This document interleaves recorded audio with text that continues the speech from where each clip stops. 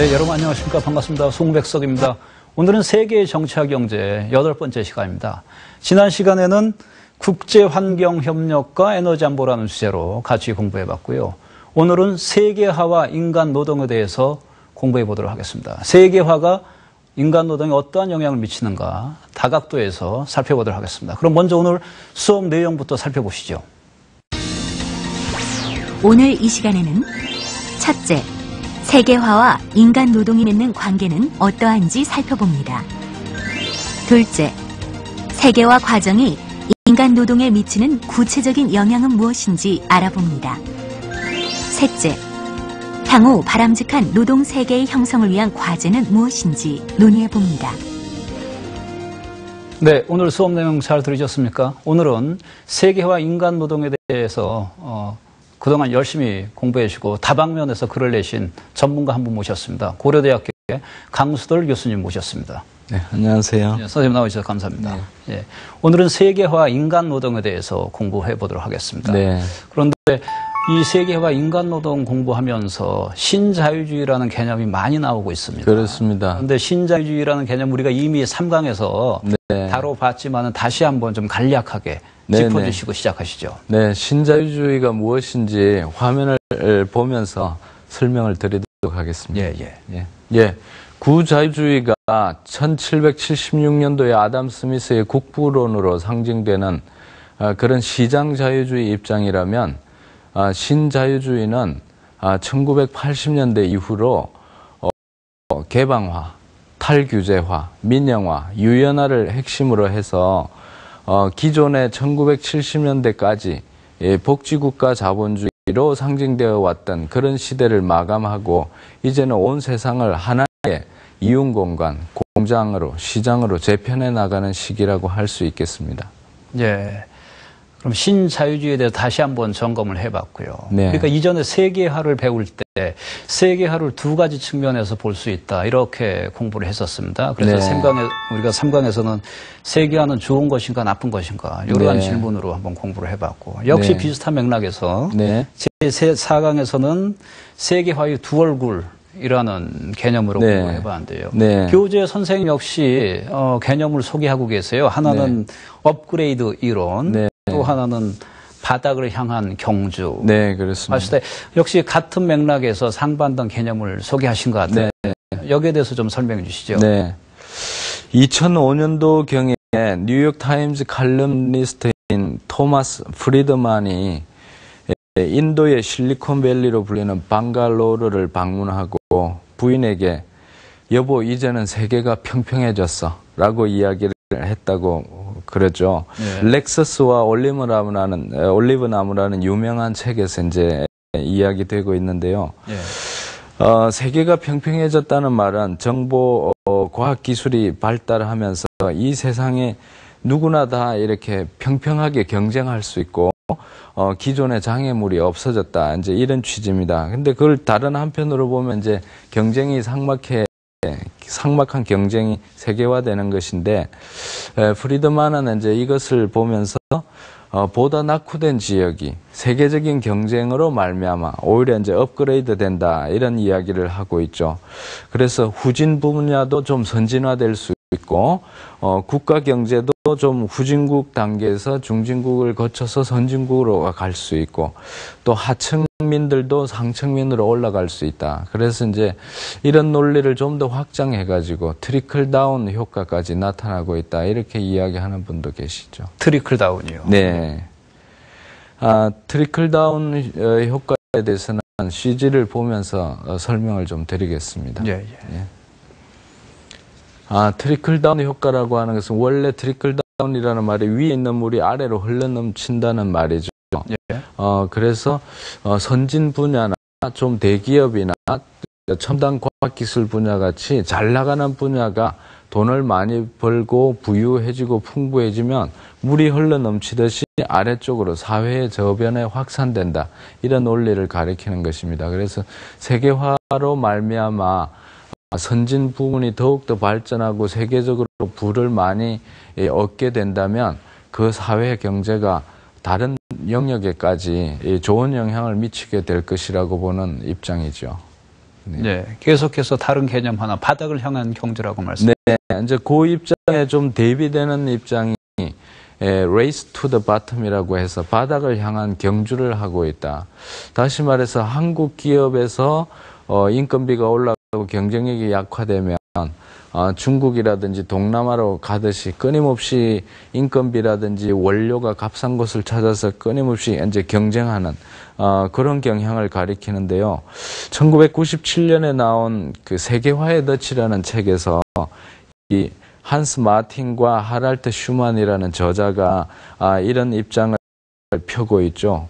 예를 들면 좀 전에 말씀드린 중국 같은 사례나 멕시코에 있는 마길라도라 공단 같은 사례나 인도의 여러 공장지대에 나타나는 유혈적인 노동 현장이 그 증거라고 할 수 있고요. 또 최근에 한스 바이스와 클라우스 베르너라는 사람이 쓴 나쁜 기업이라는 책에도 초인류 기업들이 전 세계적으로 세계 경영을 하고 세계화 활동을 하면서 결국은 노동 착취나 환경 파괴에 일조하고 있다. 그래서 어쩌면 전 세계가 노동력 차원이나 생태 환경 차원에서 점점 아래쪽을 향해서 가고 있다. 이런 입장을 이야기하고 있는 것입니다. 네. 그 얘기를 하시면서 동시에 사이폰 효과라고 말씀하신 것 같은데, 예, 그 점에 대해서 추가로 해주시죠. 트리클 다운 효과에 반론을 펴는 입장이 이제 사이폰 효과인데요.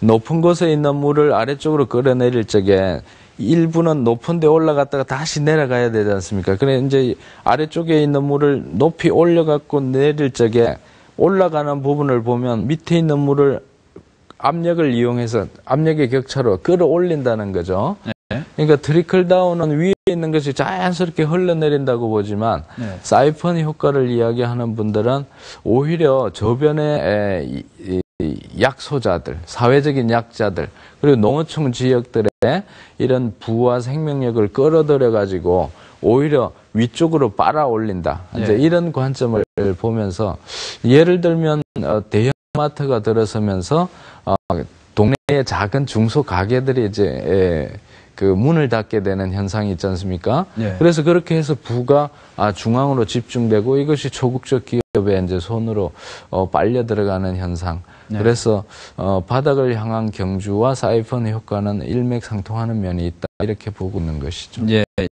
업그레이드 일어나고 지금 바닥을 향한 경주를 얘기하시면서 세계화의 한 측면을 소개해 주시는데 네. 두 가지 개념이 하나의 측면을 주로 네. 설명하는 것 같고 그러나 실제로 현실에서 네. 세계화는 두 가지 측면에서 말하는 현상이 동시에 일어난 것이 아니냐 이렇게 생각되는데요. 네, 그렇습니다. 사실 세계화 국면을 보는 각도에 따라서 좋은 면만 보기 시작하면 업그레이드 이론을 이야기하시는 분들처럼 우리는 세계화를 통해서 보다 많은 여행도 할 수 있고 보다 값싼 다양한 열대 과일도 마음대로 먹을 수 있고 해외 취업의 길도 넓어지지 않았냐 이런 면도 있죠. 예, 저는 그것도 인정합니다만은 반면에 이제 또 워낙 세계적인 경쟁이 치열해지다 보니까 예전에는 우리 민족, 우리 국가를 위해서 기업 활동을 한다 했는데 이제는 세계 국경이 무너지고 자유롭게 활동할 수 있으니까 일자리가 불안해지고 세계적인 경쟁을 하면서 노동자끼리 무한 경쟁이 일어나고 있죠. 이런 가운데 노동의 조건도 차츰차츰 저하되는 경향도 있고 그래서 이제 두 가지 양면이 다 나타나는데 중요한 것은 과연 누구의 입장에서 바라볼 것인가. 대기업이나 역량이 있는 초국적 기업이나 선진 분야에서 볼 적에는 더없이 새로운 기회를 준다고 할 수 있겠지만 중소기업이나 사회적 약자나 미숙련 노동자나 여성들이나 노인, 어린이와 같은 입장에서 본다면 또 농어촌 입장에서 본다면 이 세계화 과정으로 말미암아 끊임없이 희생당하고 있는 이런 측면이 동시에 존재하고 있죠. 네. 그러니까 주로 업그레이드 이론에 대해서 좀 자세히 설명을 해 주셨고 네. 지금 바닥을 향한 경주에 대해서 조금 더 추가 설명이 네. 필요할 것 같은데 네. 교재에 나오는 부분에 대해서. 네, 그렇습니다. 이제 세계화에 대해서 비판적인 입장을 취하는 입장을 가지면서도 좀 꼭 그 일자리가 세계화로 말미암아 제3세계로 수출되는 것만은 아니다. 오히려 경우에 따라서는 이 다국적 기업이 이 선진국 안에 투자를 많이 하고 꼭 후진국으로 가서 값싼 노동력만 착취하는 건 아니다. 이제 이런 주장을 펴는 또 다른 관점의 사람도 있고요. 그래서 이것은 단순히 해외 이전 때문에 노동자가 줄어드는 게 아니라 일자리가 줄어드는 게 아니라 새로운 기술 개발로 말미암아 인력이 절감되고 필요 없기 때문에 그렇게 가는 경향이 있다고 주장하는 사람도 있고요. 근데 또 이제 그런 이론에 대해서도 또 페트라스나 벨트마이어 같은 분은 이 세계화라는 용어 자체도 어쩌면 제국주의의 현실을 은폐하는 역할을 하고 있다라고 하면서 상당히 이제 강하게 비판을 하고 있죠. 예.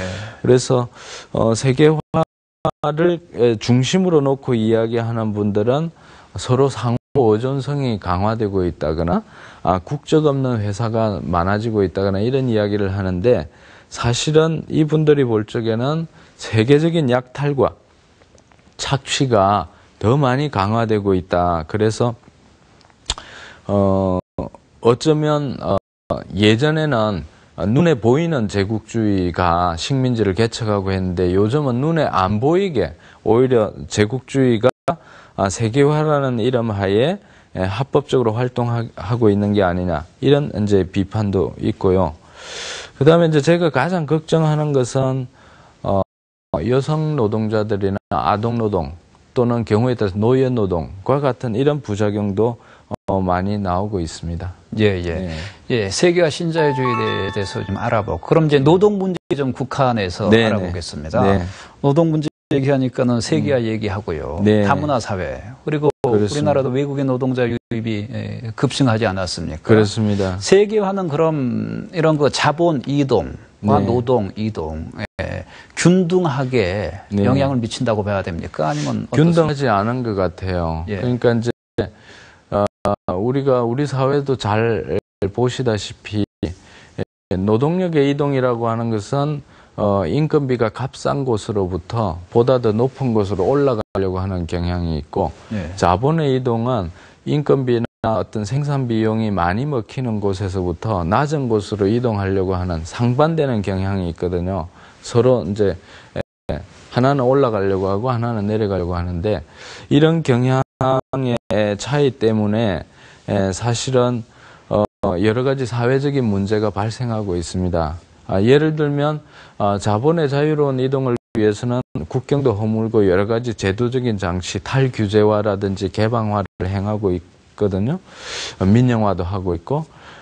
근데 노동력이 이동하려고 하니까 국경 통제가 강화되고 국경 수비대가 총알을 들고 총알을 장전한 채 국경에 더욱더 많이 감시하고 있단 말이죠. 우리나라 같은 경우에도 60, 70년대, 80년대 중반까지만 해도 노동력을 수출하는 나라였습니다. 근데 이제 87년 노동자 대투쟁 과정을 거치면서 민주노조 운동이 급상승하다 보니 드디어 한국 내에서 사업하기 어려워졌다. 그래서 외국으로 나가는 기업들이 많아졌죠. 반면에 나가지 못하는 기업들은 이제 이주 노동자들을 불러들여가지고 일을 시키고 있는데 90년대 초반만 해도 10만 명, 20만 명 이래다가 요즘 와서는 공식 통계만으로도 6, 70만 명 이상 잡히고 있거든요. 그래서 우리나라 안에 들어와 있는 이주 노동자들은 이 자본의 세계화와 더불어서 밖으로 나간 기업들에게 고용된 노동자들도 있지만 밖으로 나가지 못한 기업들에 고용되어서 우리나라에 들어온 노동자들이 여기에 살면서 결혼하고 아기를 낳게 되고 또 경우에 따라서 농촌 총각들이 해외에 그 신부감을 불러들여 가지고 살게 되면서 소위 말하는 다문화 사회의 시기까지 오게 됐습니다. 크게 보면 이제 세계화에 뭐 좋은 효과라 볼 수도 있고 나쁜 효과라 볼 수도 있는데 크게 보면은 세계화로 말미암아 이런 사람들이 국경을 넘어서 이동하게 된 그런 기회나 빈도는 훨씬 더 강해진 것 같아요. 네. 네. 그래서 우리나라도 이제 다문화 사회가 그야말로 도래한 것이 아닌가 네. 이런 생각이 듭니다. 네. 그런데 노동의 문제를 얘기하다 보니까 세계화하면은 네. 비정규직 얘기가 많이 나와요. 네, 그래서 그렇습니다. 이제 평생 직장이라는 개념은 없어진 것이 아니냐, 네. 그것을 받아들여야 된다 이렇게 얘기하는 사람들도 많이 있고요. 네. 세계화, 비정규직의 증가, 노동 유용성 네. 얘기가 나오는데 네. 세계화하고 노동 유연성의 강화 어떤 그 네. 비정규직의 증가 상관관계가 있는 겁니까? 무슨 메커니즘이 있다고 봐야 되나요? 그렇습니다. 안타깝게도 이 세계화라고 하는 것은 좋은 측면과 나쁜 측면이 다 있다고 했지만 주된 국면은 자본의 세계화가 주된 국면이라고 봐야 되겠죠. 예. 그래서 그것은 현실적으로 이제 경쟁의 세계화로 나타나고 있고요. 이 세계화된 경쟁이라고 하는 메커니즘은 결국은 생산성 향상을 위한 경쟁인데 이 각 기업들이 세계적인 차원에서 생산성 향상 경쟁을 하다 보니 한편으로는 인건비를 낮춰야 되고 다른 한편으로는 원료비를 낮춰야 되지 않습니까? 이제 그런 과정에서 전 세계적으로 인건비 경쟁과 원료비 경쟁을 하게 되는데 인건비 경쟁에 이제 임금을 동결하거나 이주 노동자를 쓰거나 아니면 비정규직을 쓰거나 정리해고를 강화하거나 이런 식으로 이제 나타나는 거죠. 결과적으로 요약하면은 세계화라고 하는 것은 경쟁의 세계화를 이야기하고 경쟁의 세계화의 내용은 생산성 법칙이라고 하는 그 법칙에 종속되기 때문에 각 기업마다 전 세계적인 범위에서 생산성 경쟁을 하다 보니 인건비를 축소하기 위해서 비정규직을 일상화하고 불안정 고용을 세계적으로 확산하는 결과를 초래하고 있습니다. 네, 그러한 세계화와 비정규직의 증가는 그러한 상관관계가 있다는 걸 말씀해 주셨고요. 그렇습니다. 전체적으로. 그러나 네. 한편으로 봤을 때 세계화가 진척되면서 여성의 고용은 좀 늘고 여성의 사회활동이 좀 더 활발해지는 것이 아니고 이러한 측면이 보이는데 네. 여성 지위가 향상됐다. 이렇게 분석할 수 있는 겁니까? 예. 분명히 그런 측면도 있습니다. 근데 좀 자세히 보면은 선진국의 경우와 후진국의 경우가 좀 다를 수 있고 예. 또 같은 여성이라 할지라도 고학력 전문직의 경우와 그렇지 않은 경우가 좀 다르게 나타난다고 생각이 들어요. 고학력 전문직 같은 경우 또는 선진국의 경우에는 보다 더 넓은 그 세계적인 무대 속에서 활동할 공간이 많아지겠죠. 그런데 후진국의 농촌 여성이나 도시 빈민 여성들 같은 경우에는 고용이 아주 불안정한 영역에서 그렇게 대우도 안정적이지 못한 그런 분야에 고용이 되어서 유동하는 유목민처럼 1, 2년 일하다가 또 다른 곳으로 옮겨야 되고 또 다른 곳으로 끊임없이 옮겨 다녀야 되는 그 기준은 최저 수준에서 맴도는 그런 경향이 참 많습니다. 그것에 이제 연장선으로 보면은 심하면 이제 우리가 방콕이나 뭐 다른 동남아 지역에서 많이 뉴스로 듣다시피 매춘 노동이 강화되기도 하고 심하면 또 아동 착취 노동도 많이 확산되고 있고 이런 부분들이 세계화의 그늘이라고 할 수 있죠. 예. 아동 노동과 노예 노동인가요? 거기에 대해서 좀 더 보강 설명해 주시죠. 조금 얘기하셨는데. 네. CG를 보면서 좀 설명을 드리고 싶은데요. 전 세계적으로 아동 노동의 숫자는 상당히 많이 늘어나고 있는 편이고 이 분포를 보면은 아프리카나 아시아나 남미 지역이 위주로 되어 있습니다. 그러니까 소위 말하는 북반구에 좀 잘 사는 나라보다는 남반구에 가난하고 어려운 나라들의 이제 그 아동 노동이 많이 퍼져 있고요. UN 차원에서도 아동 노동을 줄이기 위해서 끊임없이 노력을 하고 있음에도 불구하고 최근에 보도된 바에 따르더라도 아동노동의 숫자는 갈수록 증가하고 있는 것 같아요. 네. 네.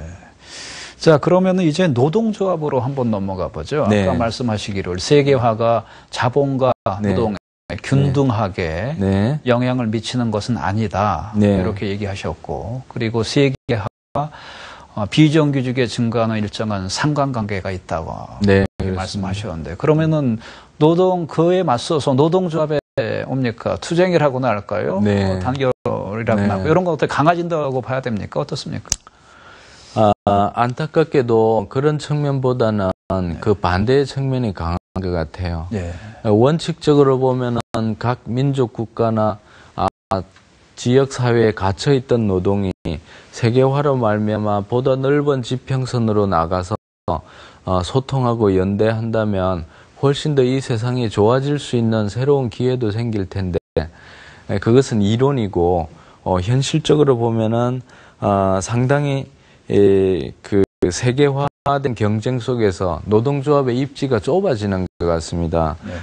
그래서 왜냐하면은 한 지역에서 사업하던 분들이 노동조합이 만들어지거나 노동조합 요구가 강해졌을 적에 다른 쪽으로 해외 이전을 해버린단 말이죠.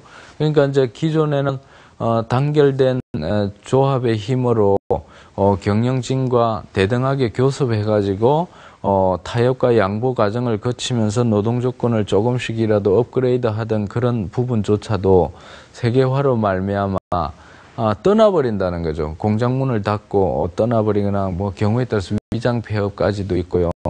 합법적으로는 여러 가지 공장을 새로 증설해 놓고 라인별로 경쟁을 시키면서 너희들이 저쪽 기업에 비해서 성과가 끊임없이 떨어지기 때문에 우리는 저쪽으로 가야 되겠다라고 하는 압박, 이런 것들을 주고 있단 말이죠. 그러다 보니까 노동조합 입장에서는 이 조직적인 힘이 많이 약화되고 심지어는 더욱더 생산성을 높이기 위해서 이제 일 중독 현상까지도 강화되고 있는 그런 경향이 있습니다.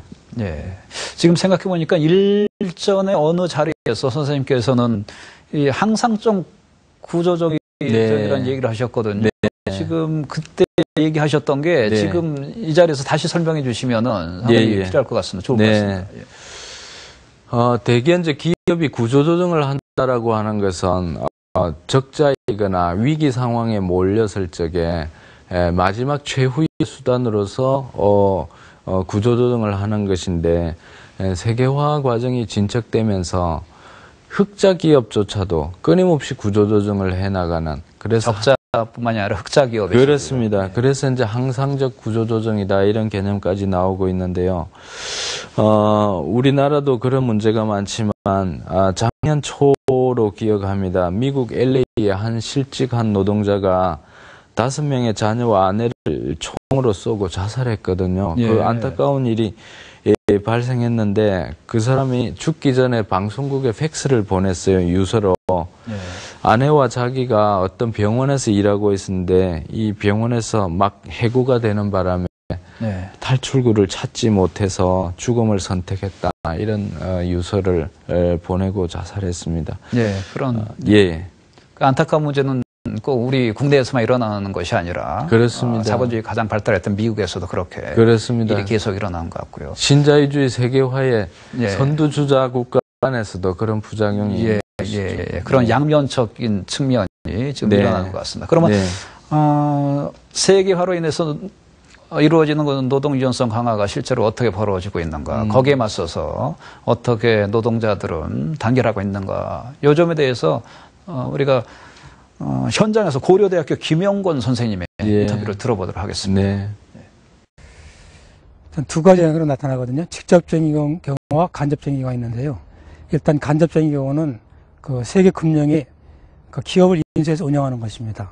또 직접적인 것은 기업에서 생산성을 높이고 노조를 통제하고 또 말 안 들으면 이제 해고시키고 이런 모습으로 나타나거든요. 이것이 한국에서는 일단 그 국내에서 기업을 운영할 수 있으면은 수익성이 남는다면은 그대로 유지하는데, 그렇지 않을 경우는 이전 가능한 것은 해외로 이전하고 그렇지 못한 것은 이주 노동자를 고용해서 대책을 세웁니다.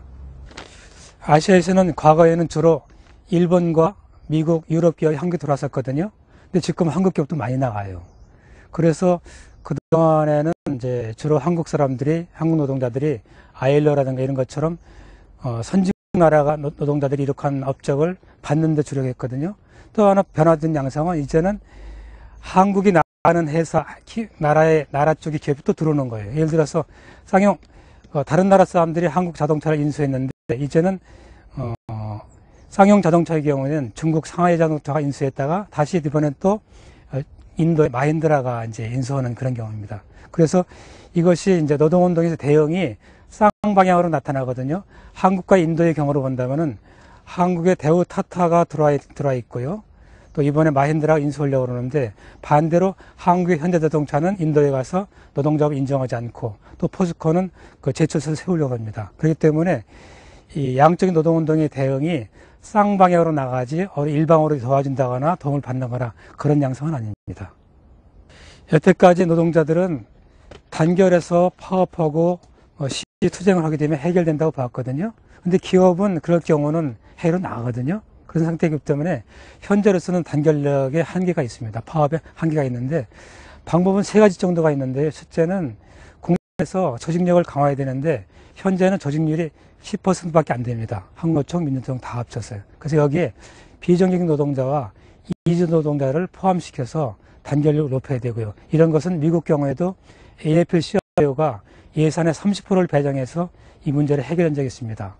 다음에는 노동자의 경우는 흔히 생산자로만 생각하는데 소비자이기도 하거든요. 그래서 예를 들어서 이 노동자가 생산하고 유통하고 소비하고 교육하고 또 언론 활동이라든가 문화 활동 기능에 같이 참여하는 방법이 있거든요. 그래서 한 개인을 보게 되면은 한 개인이 그 생산자이면서 노동자 기업의 물건을 사고 또 생협 물건을 사고 또 독립 언론이나 독립 교육이나 독립 문화 나가서는 공정무역의 소비자가 되면서 연대하는 방법이 있습니다. 그다음에 세 번째로서는 이제 국제연대 방법인데요. 저희 같은 경우는 처음에 공장 활동을 시작할 때 구로공단이나 또 창원이나 울산으로 갔거든요. 이제는 그런 범위를 넓혀서 중국의 광동으로 그 농민 활동을 지원을 한다든가 아니면 동남아시아 노동운동을 발전시키려 한다든가 이런 차원 확대할 때 앞서 말씀드렸던 한국의 노동 문제가 해결될 수 있고 또 국제적으로 그 소비자와 생산자의 관계 또 지속가능성의 문제를 해결할 수가 있습니다. 예, 인터뷰 잘 들으셨습니까? 세계화가 노동 문제에 다양한 측면에서 영향을 미치는 것 같습니다. 예, 선생님. 예. 지금 인터뷰 보셨지만은 세계화가 다양한 측면에서 인간 노동에 영향을 미치고. 그렇습니다. 인간 노동은 또 나름대로 전략적으로 대응해 오고 있는데 인류 역사라는 것이 네. 인류 해방, 이런 해방, 억압으로부터의 구속으로부터의 자유 아니겠습니까? 그렇습니다. 그렇다면은 세계화가 주는 세계 영향에 대해서 세계화에 대한 저항, 노동의 저항도 그 운동도 상당할 것 같은데 어떻습니까, 흐름이? 그렇습니다. 인간은 자연의 제약으로부터 자유로워지려고 끊임없이 노력을 해왔고요. 또 노동의 굴레로부터 자유로워지기 위해서 끊임없이 투쟁해왔다고 볼 수 있습니다. 그래서 많은 사람들이 인간 해방, 노동 해방을 부르짖어 왔다고 하지요. 물론 현실적으로 말처럼 쉽게 되는 것은 하나도 없겠지만은 그래도 온갖 고난을 뚫고 자유와 이 해방을 향한 그런 투쟁은 계속되어 왔고 앞으로도 계속될 거라고 생각을 합니다. 최근에 세계화 국면에서도 앞서 본 바와 같이 어떤 노동의 자유로운 측면보다는 좀 억압적이고 차별적이고 착취적인 이런 차원이 강화되고 있는 면이 있기 때문에 이런 노력들이 세계적으로 끊임없이 이루어져 왔다고 볼 수가 있습니다. 일례로 2001년부터 이제 세계 사회 포럼이라고 하는 것이 브라질의 포르투 알레그레로 상징되는 곳에서 끊임없이 열려오고 있는데 이것은 1970년대 중반부터 다보스 포럼이라고 하는 그렇죠. 소위 말하는 이제 좀 기득권층이 열어오고 있는 이런 회의에 대한 대항마의 성격을 네. 세계사회포럼이 보여주고 있는 것이거든요. 그래서 기존에 이제 정치 경제적인 지도자들이 스위스의 휴양지로 유명한 다보스에서 좋은 음식 먹으면서 관광도 해가면서 네. 이 세계 경제를 어떻게 하면 좀 기득권 질서에 부합하게 만들어갈 것인가. 그래서 자본의 세계화를 만들기 위해서 국경을 허물고 각종 규제를 완화하고 국영기업이나 공공 분야를 민영화시켜가지고 민간 자본이 살 수 있게 만들고 말이죠.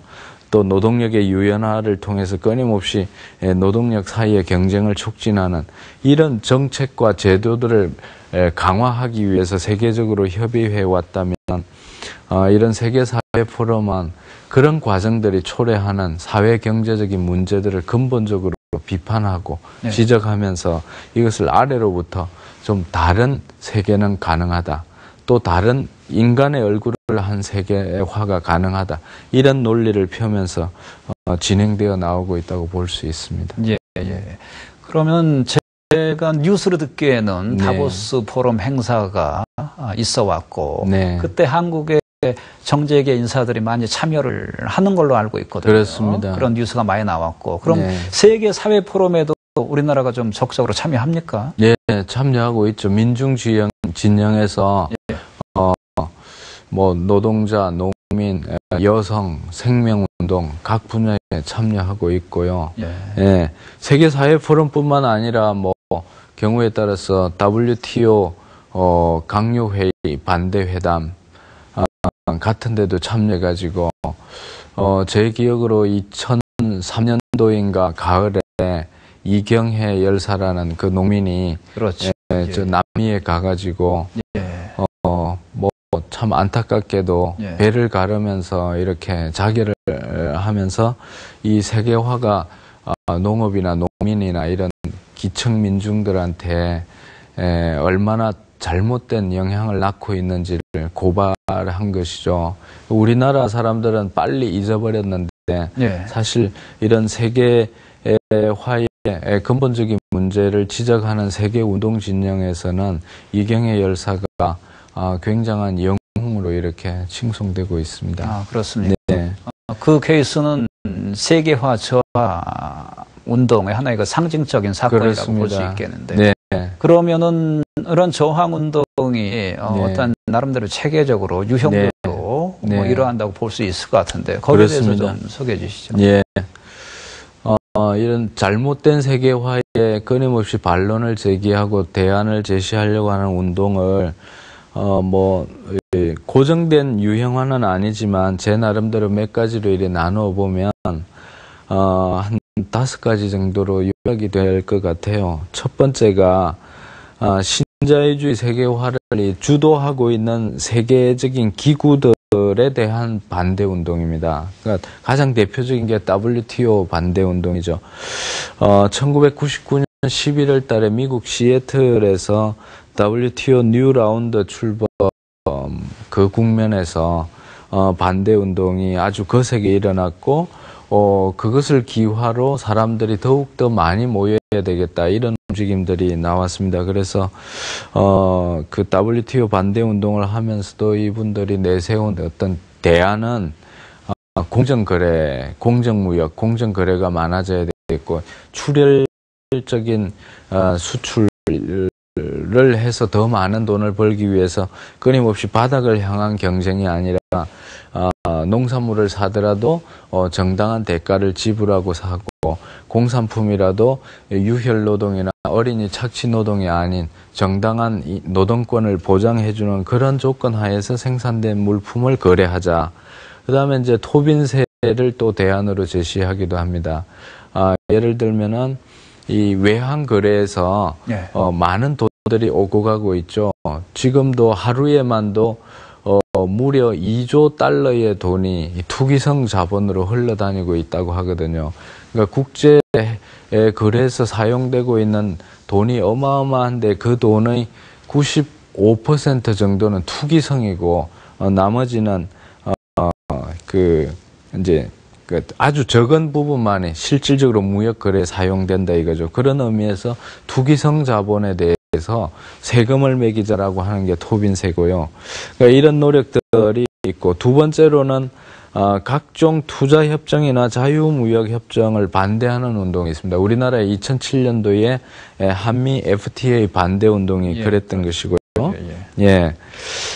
그 다음에 또 다른 형태가 이제 독자적인 대안적인 세계화를 부르짖는 운동인데, 아까 말씀드린 2001년도부터 그 경연으로 열리고 있는 세계사회 포럼, 그것이 또 다른 의미의 세계화를 부르짖는 세계 운동이라고 볼 수 있고요.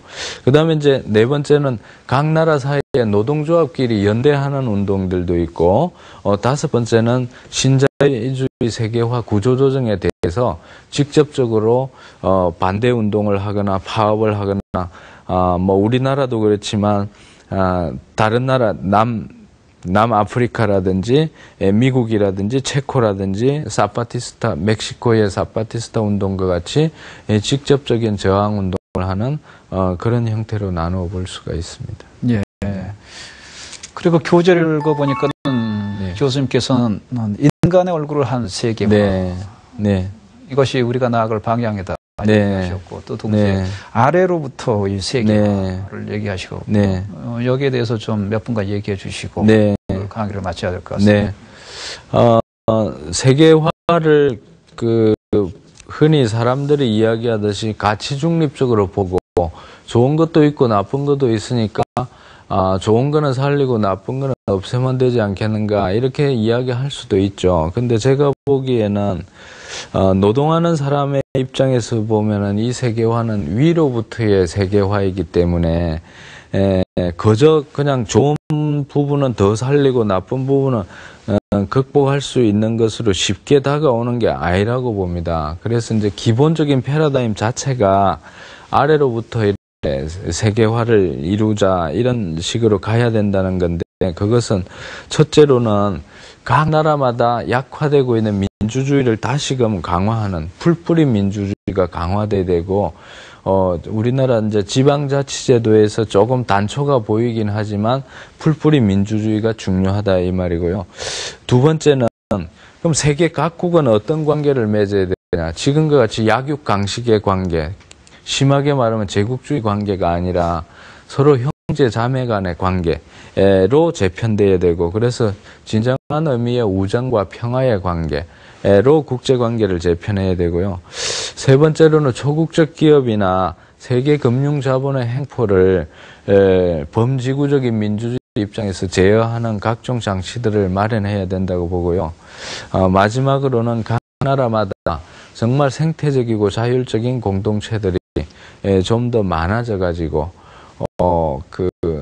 이 온 세상이 자본의 경쟁력을 향상시킨답시고 끊임없이 유혈적인 경쟁을 하는 것이 아니라 좀 더 아름답고 사람과 사람, 사람과 자연 사이에 아름다운 조화와 공생을 이룰 수 있는 그런 세상을 이제 만들어 나가자고 하는 것이죠.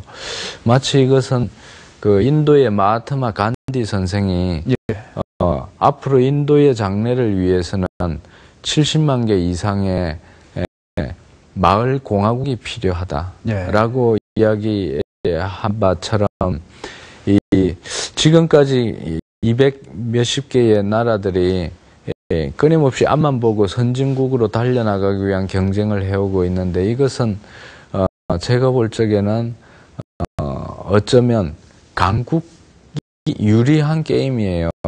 그래서 이제 그런 과정에서 강대국들이 자기들이 이익을 취하기 위해서 그런 게임의 룰을 만들고 국제적인 회의를 열어가지고 중진국이나 후진국에도 이것만이 살 길이라고 하면서 강요하고 있지만, 제가 볼 적에는 그 과정에서 전 세계의 인간과 자연의 관계들이 황폐화되고 있단 말이죠. 이 부분에 우리가 초점을 맞춘다면 그야말로 생태적이고 자율적인 공동체만이 세계화에 대한 유일한 대안이다, 그렇게 볼 수 있습니다. 지금 인간의 얼굴을 한 세계화, 아래로부터의 세계화, 큰 나아갈 방향을 설정해 주셨고, 사실 우리 수업에서 선생님 한 번 더 모십니다. 그래서 네. 구체적으로 인간의 얼굴을 한 세계가 어떻게 만들어갈 수 있는가에 대해서 얘기 듣도록 하겠습니다. 네, 감사합니다. 고맙습니다. 네, 오늘은 고려대학교의 강수돌 교수님을 모시고 인간 노동 세계화에 대해서 같이 공부해봤습니다. 네, 감사합니다. 고맙습니다. 예. 예, 그럼 마지막으로 수업 내용을 한번 정리해 보겠습니다. 수업 포인트 다시 들어보시도록 하겠습니다.